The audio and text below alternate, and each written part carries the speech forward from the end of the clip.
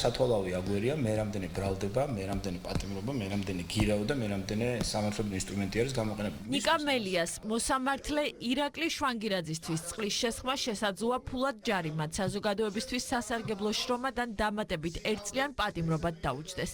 მოსამართლის მიმართ უპატივცემულობისა და სიტყვიერი შეურაცხყოფის ფაქტზე საქმე შინაგან საქმეთა სამინისტრომ აღძრა.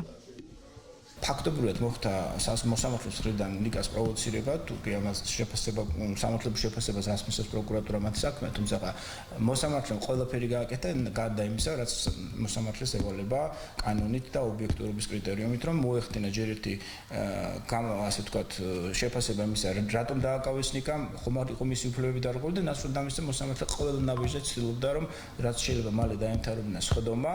ნიკა მელიას ქმედების გამართლებას ცდილობენ მისი ყოფილი თანაგუნდელებიც. ერთიანი ნაციონალური მოძრაობა ყოფილი თავმჯდომარის საქციელს პროტესტის მიზერულ ფორმად აფასებს. ლევან სანიკიძის თქმით, მელიას ადგილას ისიც ანალოგიურად მოიქცეოდა.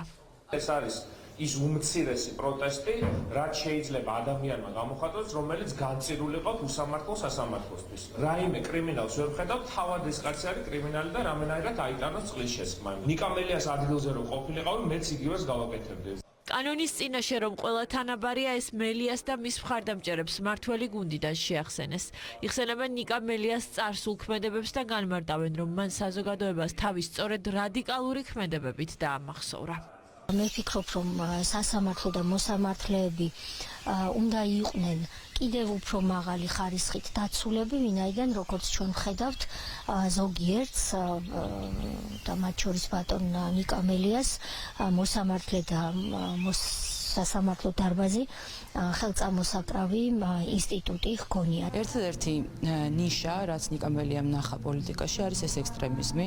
ალბათ გაიხსენებთ თითოეულ მომენტს, როდესაც მან პირდაპირ ბრძოლა გამოუცხადა სახელმწიფოს და კანონს, მათ შორის ელექტრონული სამაჯურის მოხსნა და გადაგდება და ამ შემთხვევაში მოსამართლისთვის წყლის შესხმა, რაც უფრო მეტ კანონდარღვევას ჩაიდენს, მით უფრო მეტი ბრალი იქნება მას წარდგენილი. ნიკა მელია გამორჩეული არის როგორც კრიმინალური ისტორიებით, ასევე პროვოკაციების ცდელობები და ფაქტობრივად კრიმინალური ბუნება და პროვოკატორობა მის სავიზიტო ბარათაცაც კი იქცა, მაგრამ სინამდვილეში ის რა თქმა უნდა თლიანად რადიკალურ ოპოზიციას განასახიერებს და ეს არის მთელი მათი შინაარსი დგას კრიმინალზე და პროვოკაციაზე.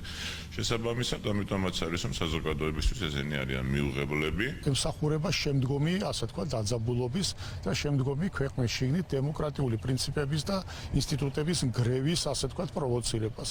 აქედან გამომდინარე, რა თქმა უნდა, ისევ როგორც ევროპის ნებისმიერ ქვეყანაში და მსოფლიოს ნებისმიერ ქვეყანაში ასეთ ქმედებას მოყვება შესაბამისი სამართლებრივი რეაქცია, ჩვენთანაც ანალოგიურად მოყვება ბუნებრივია შესაბამისი სამართლებრივი რეაქცია. მოსამართლისთვის შეურაცხყოფის მიყენების ფაქტზე აღძრული საქმე ნიკა მელიას წინააღმდეგ ერთ-ერთია და არა ერთადერთი. ახლების ლიდერს პარლამენტის დროებითი საგამოძიებო კომისიაზე გამოუცხადებლობასა და სასამართლოს მიერ შეფარდებული გირაოს თანხის გადაუხდელობას ედავებიან, რის გამოც ის პატიმრობაში იმყოფება.